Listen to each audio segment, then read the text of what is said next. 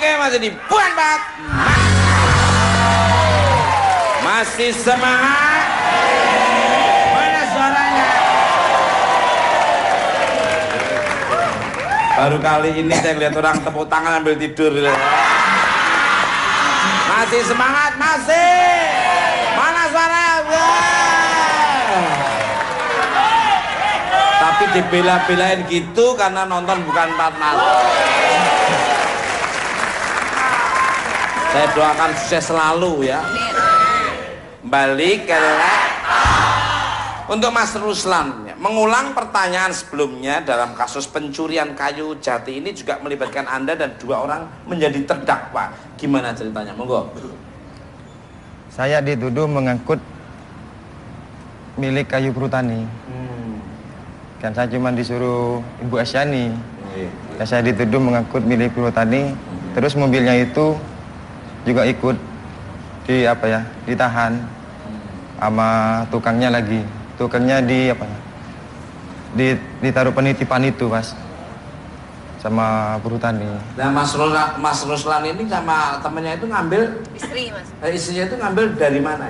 Di rumahnya Bu Asyani. Di kebunnya? Ibu Asyani. Bukan, di rumahnya. Di rumah. Oh, nggak cuma ngambil aja. Iya.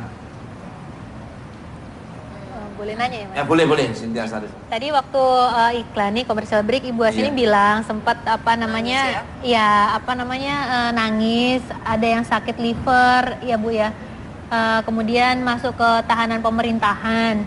Itu dikarenakan kayu ini atau memang sebelumnya sudah ada masalah sebelum dengan perhutani? Karena di Gula TV bila saya moker oleh 5 tahun, sakit oleh setahun. Pas sobung umur, pas kali kat sa gula pun kana esek so gula sa aki ka sakit. Japon sobung se iano pole, pas ngale ke Roma, ngale ke tanah jual ben maroma na so gula. Gula preman ka perumahan diberi orang. Gimana? Ya, Mas Ruslan. Gimana? Jadi Katanya kayu itu bongkolnya itu dijual sebelum suaminya sakit, katanya suaminya itu dijual. Terus dia dapat bantuan rumah dari pemerintah. Rumahnya dulu itu sudah dijual untuk biaya sakit suaminya Bu Asyani. Setelah habis semua dia dapat bantuan dari pemerintah katanya. Pas budak karen kat sa, pas esek hutan gula, pak kejadian mak nikah. Sisa kayunya itu yang dari lahannya Ibu Asyani dibawa ke rumah yang baru. Cak, tolong jelasin lebih jelas gimana nih? makanya dengerin, Mas. Iya. Gimana, Mas, tadi? Jadi ibu ini memang agak blunder ya, Mas, ya masalahnya. Jadi ibu ini sama suaminya sebelum sakit, jadi sudah dijual sebenarnya rumahnya untuk pengobatan suaminya karena sakit. Kemudian kayunya ini sudah dibawa, sisa kayunya sudah dibawa ke rumah yang baru. Disitulah dipermasalahkan dengan pihak perhutani. Jadi waktu penjualan itu sama kayunya apa tidak? Komitmen awalnya itu. Gimana, Mas? Kenapa? Gimana, Mas? Gimana ceritanya ini ujung-ujung? Apalagi ini ya, ngertinya duit, dikit duit kok sedikit. Nanya harapan nak, katanya harapan nak gitu. Kok ketawa semua harapan? Kenapa? Katanya. Penggemar saya kan. Iya. Nenek Asani tahu saya ya. Suka Mas Tukul. Suka. Lucu ya, Bu? Iya, ngerti saya. Ngerti saya. Terima kasih. Ya, Terima tadi kasih. Ibu Asyani bilang kayak ulepnya daun jati, Mas.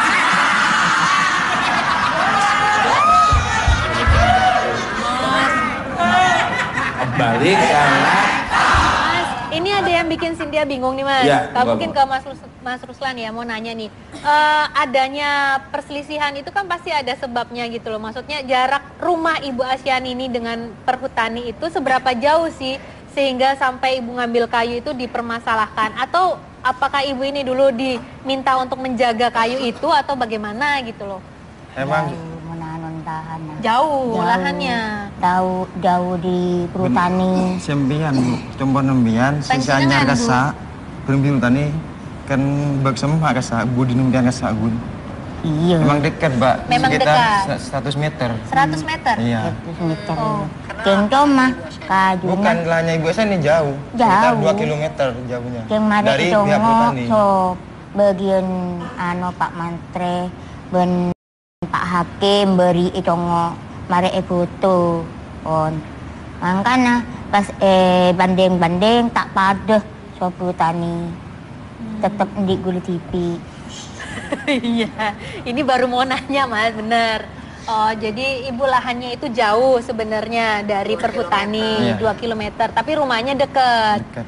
Oh, jadi pada saat itu udah minta dibanding-bandingkan dengan pengadilan. Udah diminta banding, tapi masih diproses juga Mas, masih rancu nih, masih belum Pokoknya kita selesai. doakan mudah-mudahan penyelesaian sama musyawarah dan Amin. keluarga. Diambil solusi yang paling nyaman untuk kedua belah pihak. Betul, Mas. Jadi kita juga ada kebijaksanaan.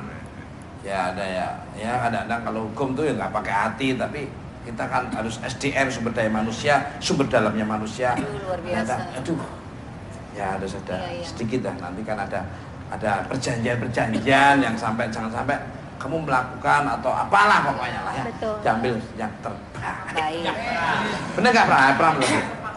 Ada kesepakatan kedua pihak. Kembali ke dia juga ngerti hukum loh, walaupun dia belum pernah dihukum loh.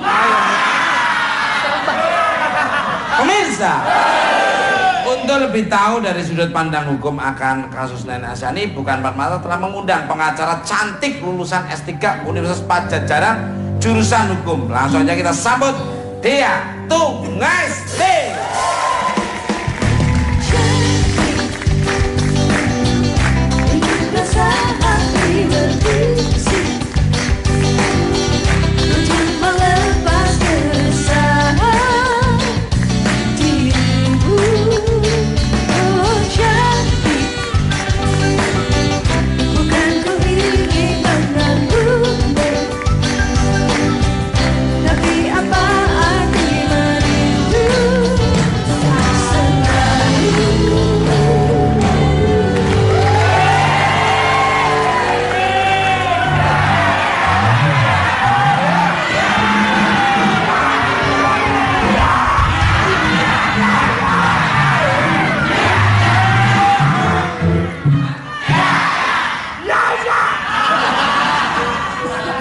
Itu maksudnya ngapain?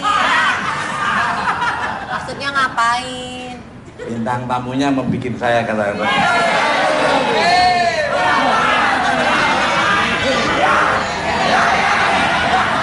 Balik. Estetika harus dijaga, tata krama harus dijaga.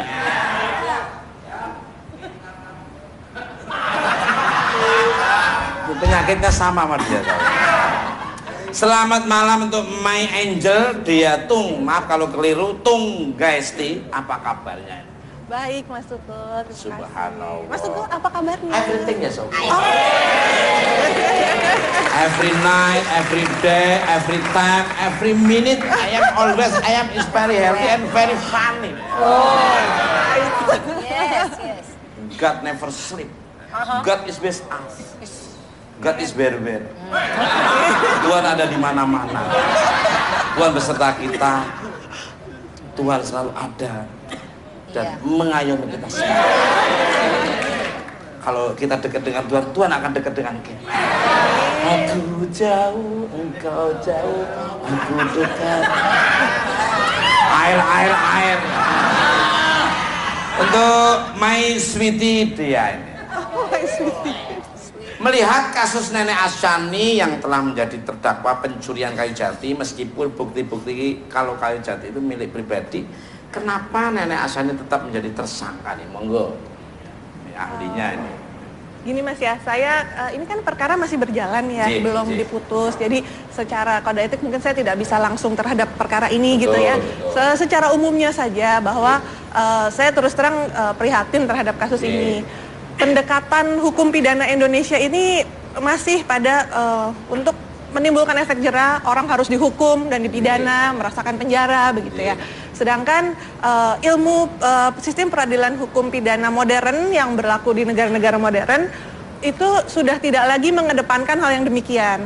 Tetapi dalam hal misalnya si tersangka itu atau terdakwa gitu ya, ketika sudah di persidangan itu lanjut usia, anak-anak, atau tindak pidananya ini tindak pidana yang sangat ringan gitu ya, misalnya berkaitan dengan pencurian atau penadahan gitu ya, tapi bukan pembunuhan gitu-gitu. Itu diupayakan agar terjadi perdamaian antara korban dan pelakunya. Jadi pertama itu si jaksa atau si polisi dalam menyidik perkara ini tidak kemudian langsung menuduhkan pasal-pasalnya, tetapi kemudian dipanggil para pihaknya apabila memang terbuka kemungkinan untuk didamaikan, apalagi mediasi atau diversi ya, dialihkan dari pidana menjadi perdata. Misalnya ditanya kerugiannya berapa sih, kerugiannya itu minimal, orang yang melakukannya bersedia membayar misalnya dengan mencicil atau bagaimana, ya kenapa harus negara ikut campur dan menghukum begitu. Jadi diupayakan agar perkara itu tidak maju ke persidangan sampai orang yang mungkin lanjut usia, anak-anak, orang yang bukan residivis gitu ya, yang baru pertama kali melakukan tindak pidana itu tidak perlu merasakan penjara gitu. Bijaksana. Karena posisi di sana, kalau di sini bijaksini. Kalau di situ bijaksini. Saya doakan nanti jadi menteri hukum dan nanti megang PSSI juga.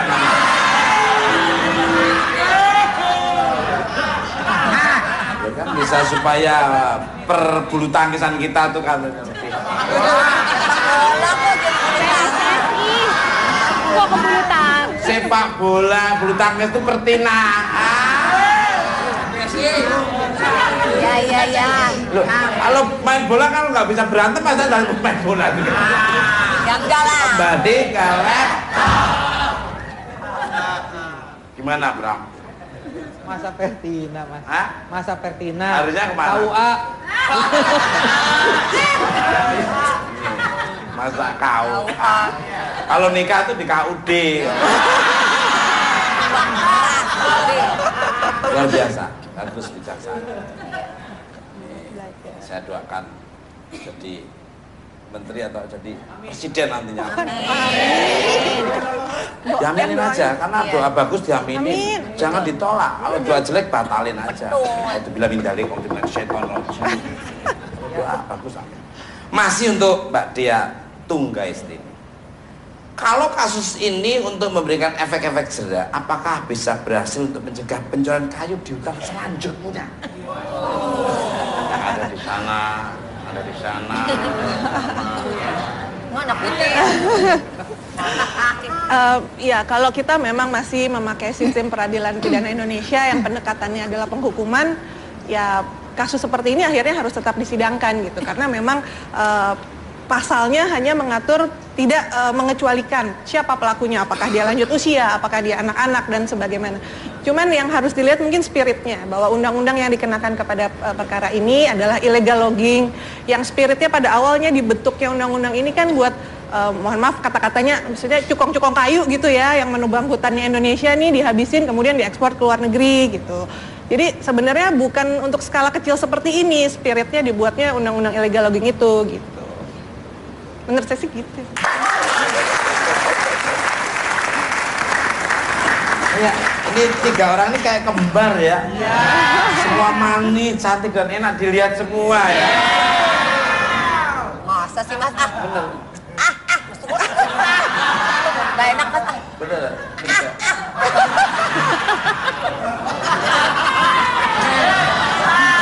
Malah kayak kena gejala cikungunya.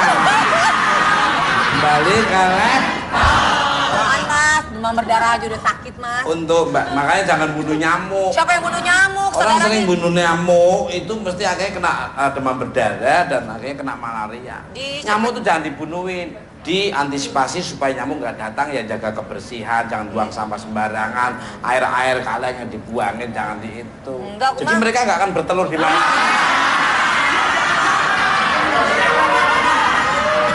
Ini kan Aida Sagepti semua. Jadi galak. Karena kalau dia gigitin dia makan apa lagi, wong minumnya darah. Iya. Dia ngomong sama kakaknya Aida Sagepti nyerang kamu kena demam berdarah. Aduh. Itu dia tuh nggak istilah gitu. Kamu nggak nyambung nih dalam omongannya. Apa langkah yang seharusnya dilakukan jaksa dan polisi untuk kasus serupa kalau untuk kasus kecil seperti Nenek Hasan ini? Monggo. Kalau menurut saya bahwa pendekatan restoratif justice tadi sebenarnya memang baru diundangkan di Undang-Undang Peradilan Anak nomor 11 tahun 2012. Tapi mungkin ke depannya spirit bahwa Undang-Undang KUHP Indonesia kan mau dirubah nih. Di mungkin sistem baru ini tadi, teori baru restoratif justice ini harus lebih diperjelas bahwa untuk usia lanjut, perkara ringan itu sudah harus diperinci bahwa itu boleh diarahkan kepada kasus-kasus seperti ini gitu. Luar biasa. Ya kayak pelanggaran SIM, STNK, terus semua kan ada hukumannya kalau nggak bisa bayar dengan ini, denda ini, nanti kena kurungannya segini. Tapi kalau menurut saya Mas restoratif justice ini juga harus diperjelas karena jangan sampai tumpul ke atas dan tajam ke bawah gitu kan. Jadi maksudnya berarti bibir saya dong ya. Tumpul ke atas, tajam ke bawah. Balik kalah. Mas tumpul mah suka merasa ya. dia nggak ada bagian tumpulnya, ibaratnya kayak buku hukum ya Mbak ya. Iya. Tebel-tebel ya semua. Iya benar. Tebel tapi kan berisi. Pemirsa, untuk mendinginkan suasana malam ini kita saksikan kembali penampilan dari Cynthia Syarif.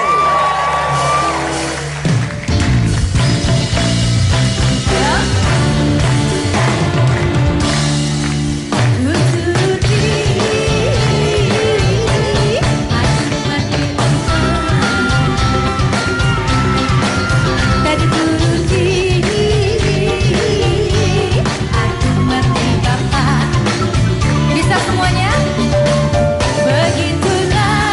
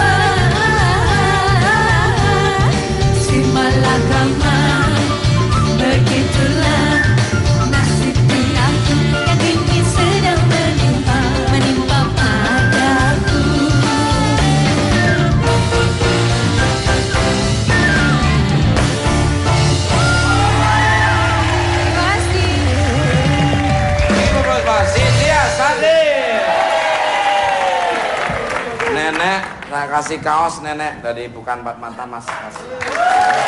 Ya, dikasih. Mas, masih mulai, Mas. Loh, masih. Pemirsa, Bukan Empat Mata malam ini juga kehadiran kuasa hukum Nenek Asani. Langsung kita loh, Bapak Supriyono.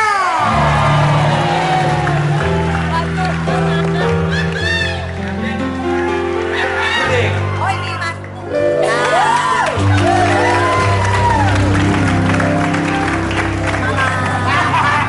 Tadi ada misalnya kami break. Gak apa-apa kan, Mas. Gitu Apa-apa, doang mah, gak kan apa-apa. bocor dia terang. Malu ya. Kan baik.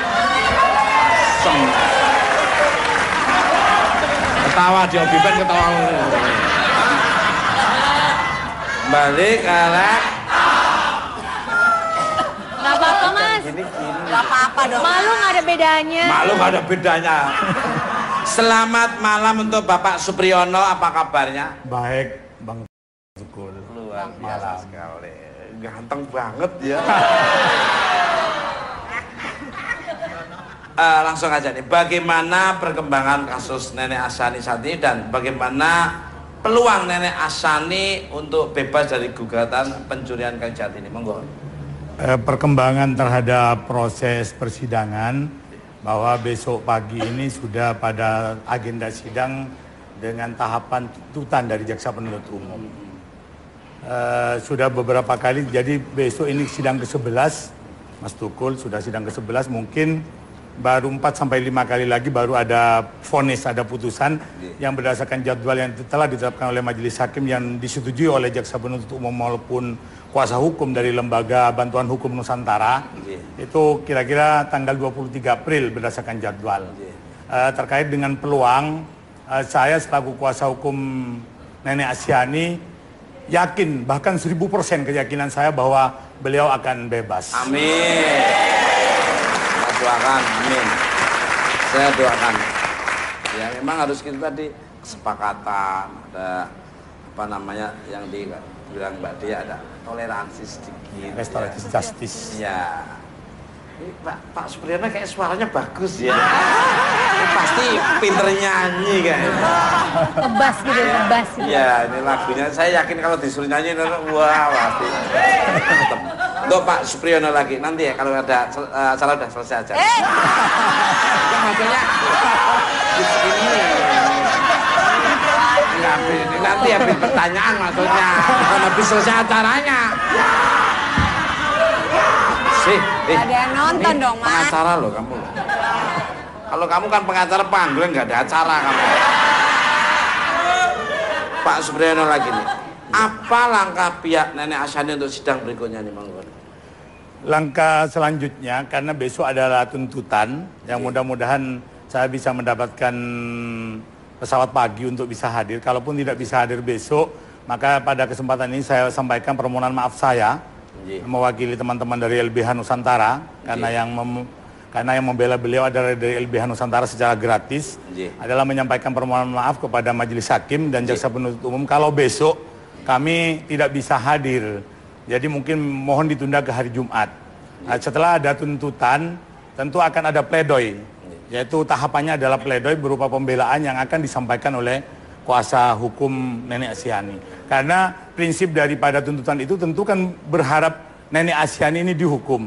Namun saya berharap bahwa jaksa penuntut umum meskipun kewenangan dan fungsinya adalah memberikan hukuman, yaitu agar efek jerat seperti yang disampaikan oleh pakar hukum dari Mbak Dia ini, saya berharap jaksa penuntut umum mau fair lah. Kalau memang ternyata berdasarkan bukti di persidangan, fakta-fakta di persidangan, tidak ada secuil pun yang menyatakan bahwa Nenek Asyani ini adalah yang mencuri kayu berhutannya itu, ya sampaikan saja bahwa Nenek Asyani bukan pencurinya. Artinya jangan karena dia berfungsi menghukum kemudian harus menyalahkan seperti itu.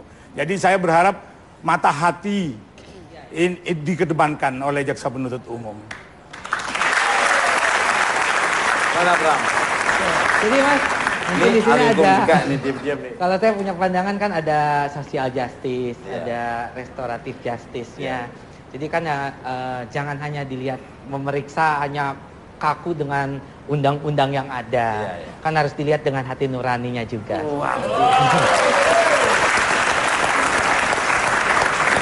Sosial justice. Makanya dia ya. jadi pemimpinan band ini. Nanti kalau dia jadi itu nanti gimana nanti? Kamu tuh maksudnya ketawanya ngapain? Hehe. Junet nih, suaranya Junet nih. Biasanya kalau suara gitu duitnya udah tipis dia.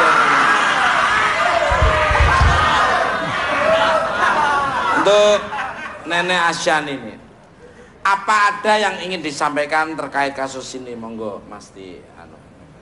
Boleh saya sampai yakin ban dengan kasus ini kan? Sendiri. Mungkin boleh. Kemudian boleh nyapa sampai yakin lah. Mungkin pada pengadilan nih. Supaya pengadilan. Mau Nenek Asyani yang pengadilan minta bebas, para Pak Hakim, di Kenisran, Bu Jaksa minta ampunan, Kak Ruang menjan dulu. Dia beliau minta agar bagaimana dibebaskan, Mas Tunggu. Ya, amin. Amin. Kembali kalian. Kalau teman-teman saya itu kena pasalnya 378 terus. Penipuan. Iya, menipu. Pernah aku menemukan dia tuh pakai map itu namanya Yayasan Ita itu. Aja namanya jadi Yayasan Kosani. Kosek sana, kosek sini. Begitu datang di rumah saya panggilin polisi, kan di tempat saya ada polisinya, saya panggil, lari dia, wah. Akhirnya minta ampun, akhirnya tak ampuni kerja di tempat saya. Ya, alhamdulillah dia perjanjian sepakatannya, dia kerja di tempat saya tidak dibayar seperti saya bilang. Balik kalau Mas, tapi kalau boleh pesan ya Mas ya. Kalau boleh nitip pesan ya, Mas. monggo. Semoga saja ini kan kasus dari Nenek Asyan ini bukannya kasus yang satu-satunya. Ini adalah salah satu kasus di antara banyaknya kasus di Indonesia yang tidak memikirkan tentang kondisi keadaan sosial justice seperti yang Kang Pram bilang. Jadi banyak hal, ada anak yang masih muda hanya karena nyolong sendal aja sampai harus dipenjara bertahun-tahun. Semoga dengan ini bisa ya. Ini waktu durasinya. Pemirsa jangan lupa menonton tetap dengan Pak.